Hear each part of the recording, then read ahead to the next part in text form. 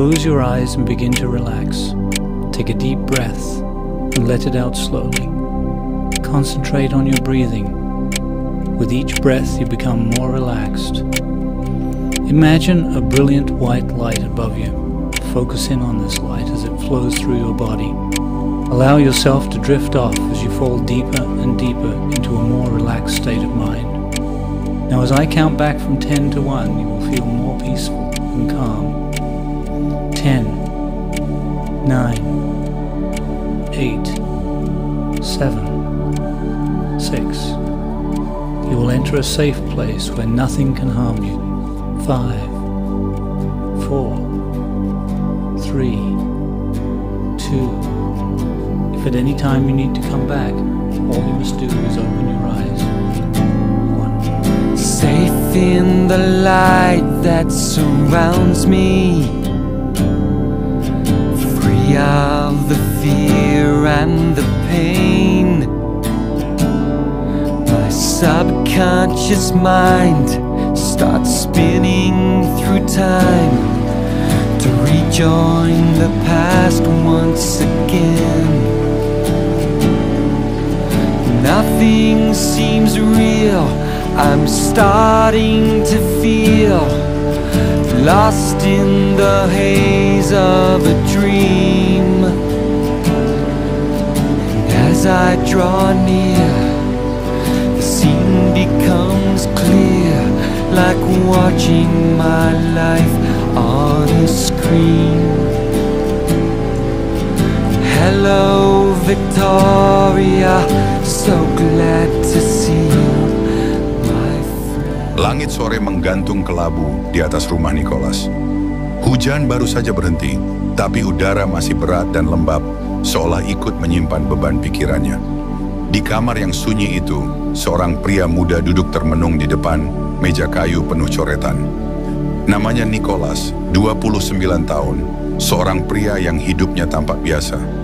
Pergi kerja, lalu pulang ke rumah, sebuah rutinitas yang tampak biasa, tapi dalam kebiasaannya itu pikirannya tidak pernah benar-benar tenang.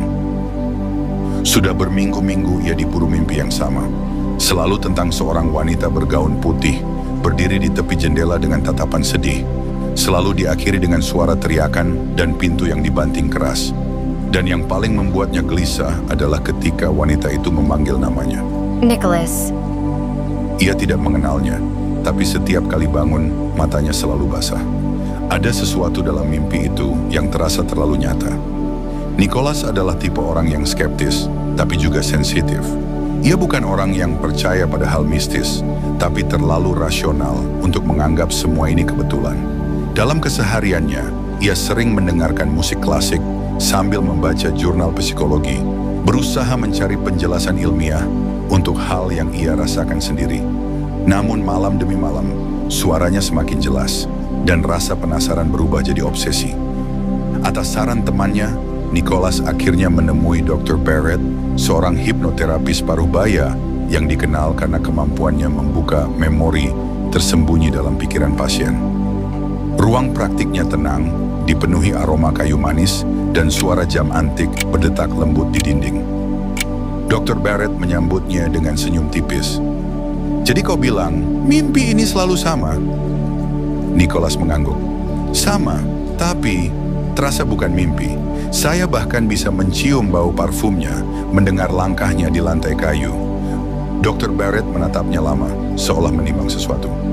"Kadang, mimpi bukan cuma imajinasi. Bisa jadi, pintu menuju kenangan yang tertinggal. Kau siap melihat apa yang sebenarnya ada di baliknya?"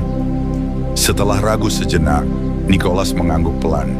Ia berbaring di sofa kulit, menatap lampu gantung yang redup, sementara suara lembut Dr. Barrett mulai membimbingnya turun ke kedalaman pikirannya. "Tarik napas perlahan. Bayangkan kau menuruni tangga satu persatu." Suara Dr. Barrett mulai menjauh, seperti bergema di lorong panjang. Perlahan dunia di sekeliling Nicholas memudar, digantikan cahaya samar yang berubah warna. Dari biru ke abu-abuan menjadi kuning pudar. Lalu, semuanya hening. Ketika matanya terbuka, ia tak lagi di ruang terapi. Ia berdiri di sebuah kamar tua, Dengan tirai rendah, cahaya matahari sore masuk menembus jendela besar. Di luar sana, kereta kuda lewat di jalan berbatu.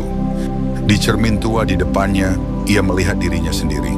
Tapi bukan Nicholas. Pakaiannya berubah. Wajahnya pun tampak sedikit berbeda. Ia merasa tubuhnya bukan miliknya. Dan di baliknya berdiri seorang wanita bergaun putih, rambutnya panjang terurai, mata teduhnya menyimpan kesedihan dalam. Ia menatap Nicholas lembut dan berkata, Aku Victoria. Victoria Page. Nama itu menggema dalam benaknya, seolah pernah ia dengar sejak lama. Dari caranya bicara, dari tatapan matanya, Nicholas merasakan ikatan aneh, sesuatu yang tak mungkin dijelaskan oleh logika. Potongan gambar muncul satu persatu di pikirannya. Sebuah rumah megah di atas bukit. Dua pria, satu penuh cinta, satu penuh amarah. Dan dirinya, entah di sisi siapa. Lalu jeritan itu lagi. Darah, keheningan. Tubuh Nicholas menegang.